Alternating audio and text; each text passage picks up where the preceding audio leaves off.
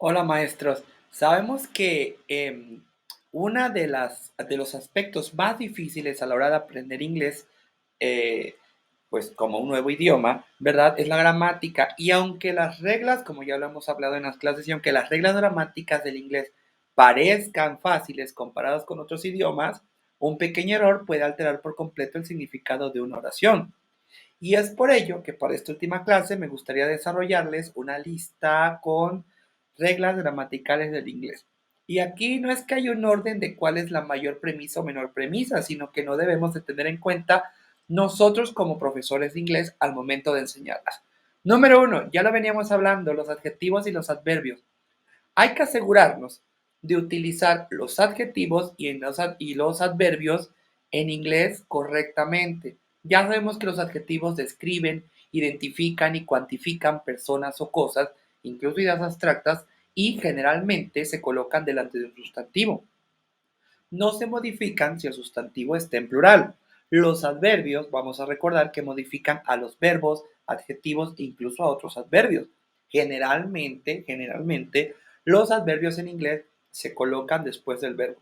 Por ejemplo, he's a slow driver. He drives slowly. En la primera tuvimos un adjetivo y en la segunda tuvimos un adverbio. La mayoría de los adverbios en inglés se crean agregando ly a un adjetivo, como vimos en el ejemplo, pero también existen adverbios irregulares en inglés que no siguen esta regla. Por ejemplo, fast, hard o good, ¿verdad? Incluso good, bueno, fast, hard, hard, pero good, well. Regla número 2. Tenemos que prestar atención a los homófonos. Las palabras homófonas son palabras que se pronuncian igual que otras palabras, pero tienen significados distintos. Y esto puede provocar varias confusiones y hay que tener cuidado, ya que desafortunadamente en inglés existen pues varias palabras de este tipo. Por ejemplo, there y there. Their, en la conjunción de they are, their, lo que significa su de ellos, o their, que significa y. Your o your, que es you are, o your, que es tú. It's, que es la contracción de it is, y propiamente its, que es un posesivo. O, por ejemplo, I, yo, ojo. Here, her, oír, aquí. Break, romper. Break, frenar. O flour y flour. Flour, harina. Or, nuestro, or, hora. Ven como si a veces para nosotros como maestros, como dominantes de la lengua, nos cuesta. Ahora imagínense al alumno que está aprendiendo. Cuando escribamos en inglés, nosotros como maestros, debemos de tener cuidado y asegurarnos de elegir la palabra correcta y cuando las escuchemos, hay que prestar atención al contexto y hay que hacer que nuestro alumno también preste esta atención para saber a qué palabra se refiere. Número 3. Utiliza las conjugaciones correctas de los verbos en inglés. Como maestros debemos de recordar que el verbo correcto debe de concordar con el sujeto. Los sujetos con los que hay que tener cuidado obviamente es he, she e it. ¿Por qué? Porque este tipo de sujetos suelen utilizar una forma distinta a los otros. Por ejemplo, she has two cats. Es correcto. Pero si decimos she have two cats, obviamente sabemos que es incorrecto. Y esto parece ser un error menor, pero es muy notorio en el inglés. Por otro lado, también debemos de recordar que cuando describimos algo utilizando there is, there are, el verbo debe de concordar con el primer elemento que mencionemos. Por ejemplo, there is a sofa, some chairs and a table. O there are some chairs, a table and a sofa. 4. Tenemos que conectar las ideas utilizando conjunciones. ¿Por qué?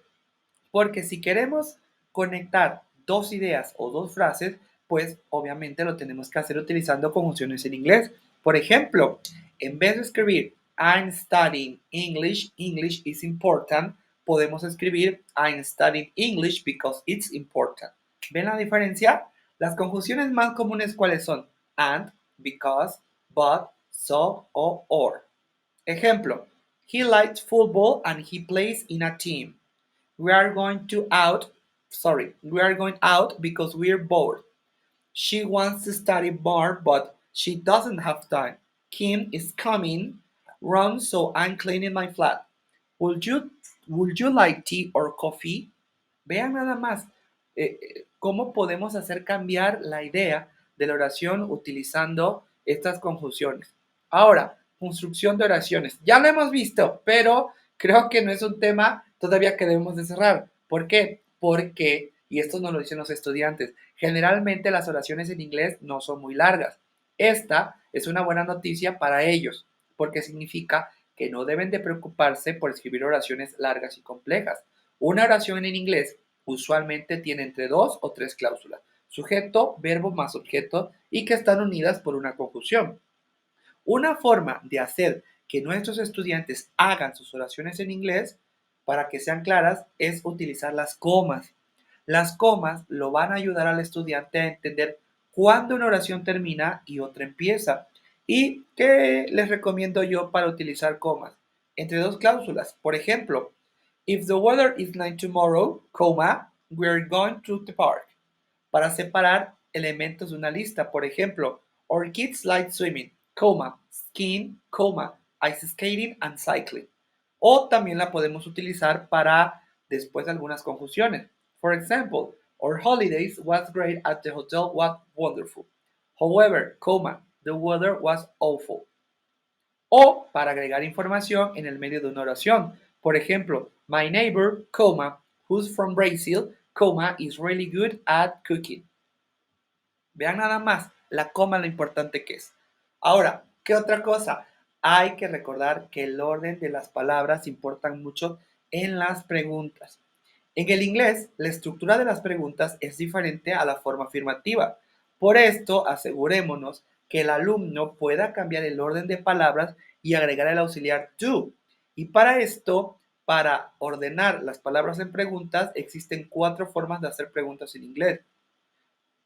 Para las preguntas que utilizan el verbo to be, invierte el sujeto y el verbo. Por ejemplo, are you a student?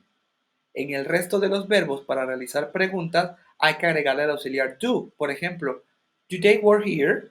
Con los modal verbs para realizar preguntas es necesario invertir el verbo modal y el sujeto. Por ejemplo, can he play the piano? Y por último, con el verbo auxiliar. Para oraciones que contienen un verbo auxiliar, por ejemplo, have, en el presente perfecto, hay que invertir el verbo auxiliar y el sujeto. Por ejemplo, have you seen Bob? Estas reglas para las preguntas en inglés aplican de igual manera cuando agregamos a las preguntas palabras como what, how o why. Pero otra cosa importante, hay que utilizar el tiempo pasado correcto. Hablar sobre el pasado en inglés no es particularmente difícil. Cada sujeto utiliza la misma palabra para hablar del pasado. Esto quiere decir que no nos tenemos que preocupar, ni mucho menos nuestro estudiante, por aprender pues 6 palabras distintas como en otros idiomas.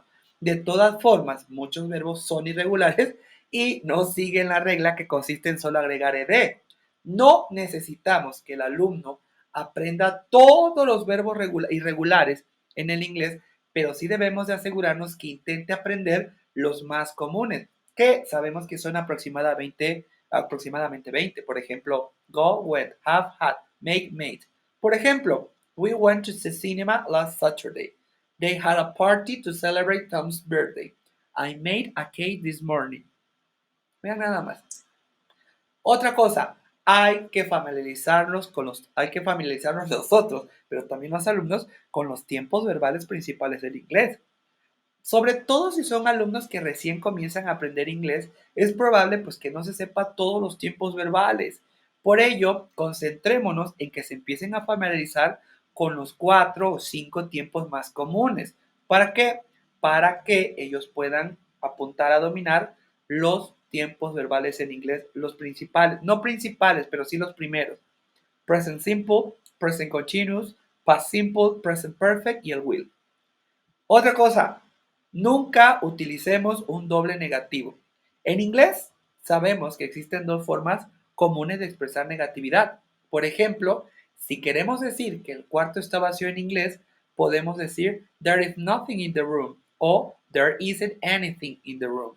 Las palabras nothing y anything tienen el mismo significado, pero nothing se utiliza como un verbo afirmativo y anything con un verbo negativo. Esta regla aplica a otras palabras como nobody, anybody, none, any. Aprender todas estas reglas gramaticales en inglés obviamente toma tiempo y es probable que requieran nuestros alumnos un poco de ayuda a la hora de aplicarlas efectivamente. Por ello, como su profesor y ustedes también como teachers, creemos que la mejor forma de obtener confianza y utilizarlas correctamente es practicando su uso en un ambiente distendido, dedicado y además divertido con el tipo de profesores calificados como lo son ustedes y que están tomando una maestría y que de verdad les felicito y les comino a que sigan teniendo esa energía para poder enseñar en inglés y un inglés de calidad, un inglés efectivo. Maestros, enorme gusto haber sido su profesor, haber compartido tiempo con ustedes y les recuerdo que independientemente de, se quedan con mi número personal y se quedan con un amigo. See ya.